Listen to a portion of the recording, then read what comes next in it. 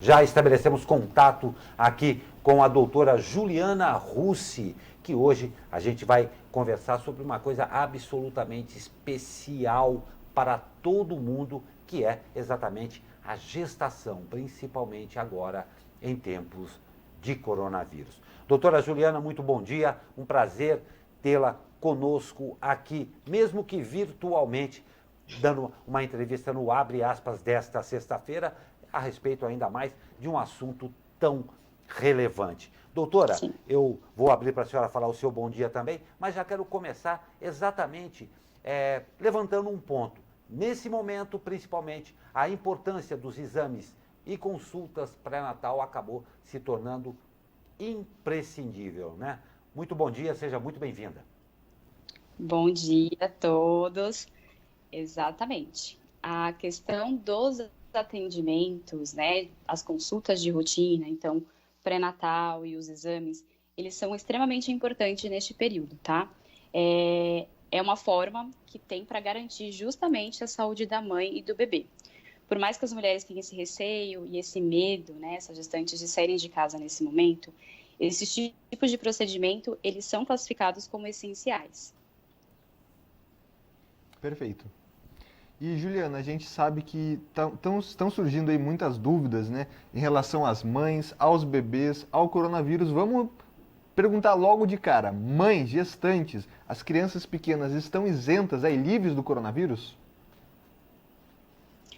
Olha, muitas pesquisas ainda estão em andamento em relação a essa questão de contaminação, né? De como a gente deve proceder, enfim, o que a gente, se for sair, usar máscara, tá? Lavar constantemente as mãos, tem respeitar a questão do distanciamento social. Quem tem crianças menos de 2 anos, eles acabam não orientando a usar máscara, até por uma questão de risco de sufocamento, mas as crianças acima, elas precisam sair de casa com a máscara também. Perfeito. E caso a gestante, no caso aí, apresente os sintomas, quais devem ser os procedimentos? E um exemplo, no caso já de um bebê, o bebê pode ser infectado durante a gestação ou durante o parto, por exemplo? São dúvidas aí que vêm aparecendo aqui pra gente, né? Sim, até o momento não existe essa evidência, né, de que existe essa contaminação vertical que a gente fala, que é em relação à placenta, ao leite materno, a questão do líquido do cordão, né, do sangue do cordão umbilical. Então, não existe essa contaminação até o momento. Mas para as mulheres que acabam apresentando, né, então, assim, espera um minutinho que agora a melhor forma que a gente tem de fazer é exatamente evitar a contaminação. Então, esse risco do parto não acontece, pelo menos até o momento a gente não tem essa evidência, mas a gestante ela precisa sim ficar atenta aos cuidados básicos.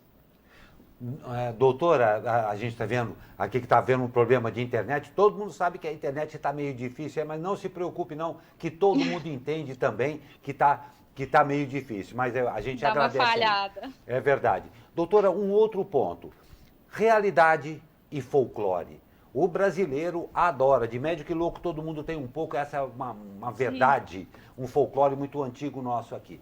Mas é muito necessário que a gestante aí tenha essa noção bem clara, né? Procure um profissional, qualquer dúvida, existem muito folclore, posso amamentar, não posso amamentar, estou mais vulnerável, não estou mais vulnerável. Pergunta, vida normal mesmo sendo gestante e tomar cuidado para diferenciar a realidade do folclore. É por aí, doutora? Exatamente. O fato de você estar gestante, você tem que aí realmente redobrar esses cuidados, evitar sair de casa e ter todos aqueles cuidados básicos, né? Principalmente quando for sair.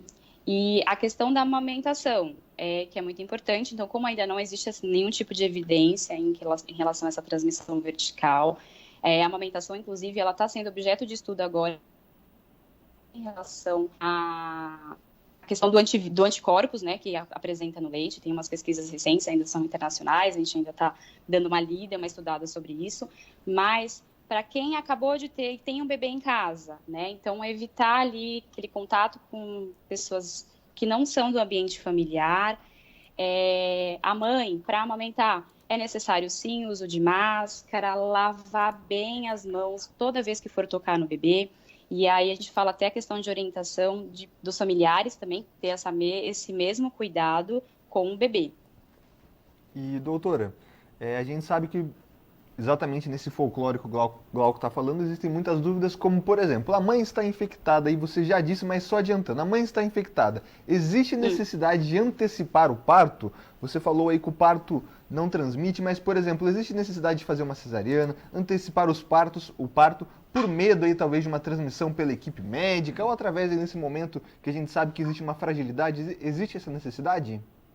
Não, assim, o que a gente sabe é que, como ainda não foi comprovada essa questão da transmissão vertical, a questão da cesariana também associada ainda não tem ligação nenhuma, como uma forma de proteção, tá?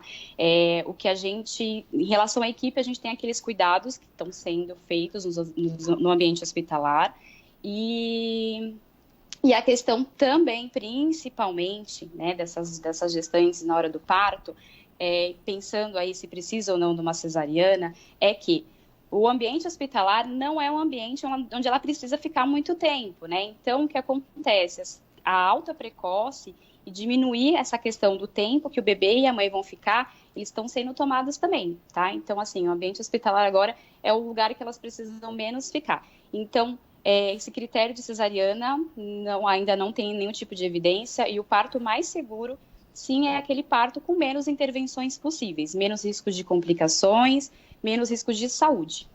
Perfeito. Para a gente se encerrar então, Juliana, existem muitas dúvidas, muitas pessoas falando, como o Glauco falou do folclore, as gestantes não pegam. Mas a gente sabe que toda mãe gestante, todo bebê recém-nascido, existe sim um potencial de risco. Na sua opinião aí, o pessoal que está com o filho para nascer ou que o filho acabou de nascer deve ter um cuidado redobrado ou apenas as normas gerais de proteção? Sim, a questão de quem tem bebê recém-nascido em casa, gestantes, puérperas, né, que é aquele período que a mulher fica ali, o bebê acabou de nascer, elas precisam sim ter um cuidado redobrado, tá? Esse risco de contaminação, então elas precisam cada vez mais ficar só naquele ambiente familiar, em contato com aquelas mesmas pessoas, e as pessoas que moram naquela casa também ter um cuidado muito maior em questão de higienização. Às vezes, né, a gente fala em questão das mãos, a gente não pode esquecer de superfícies, né, do local onde a gente está sentando, onde a gente está apoiando a mão, né, onde a gente está postando ali constantemente.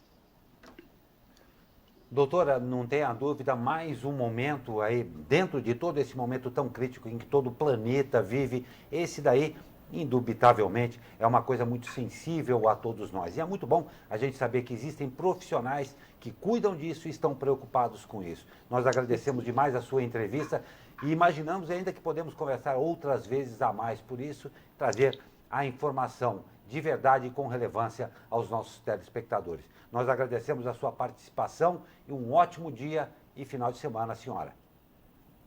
Muito obrigada a todos e se puder ter um alerta, realmente, fiquem em casa, se cuidem, façam pré-natal, não precisa, né, ficar apavorada, as gestantes e as mães aí ficam muito preocupadas, né, mas a gente precisa sim ter um cuidado, ficar atenta neste momento realmente aos cuidados básicos, tá? De saúde. Nós agradecemos muito. Muito obrigado. Conversamos com a doutora Juliana Russi, fisioterapeuta especializada em saúde da mulher. Muito obrigado, doutora.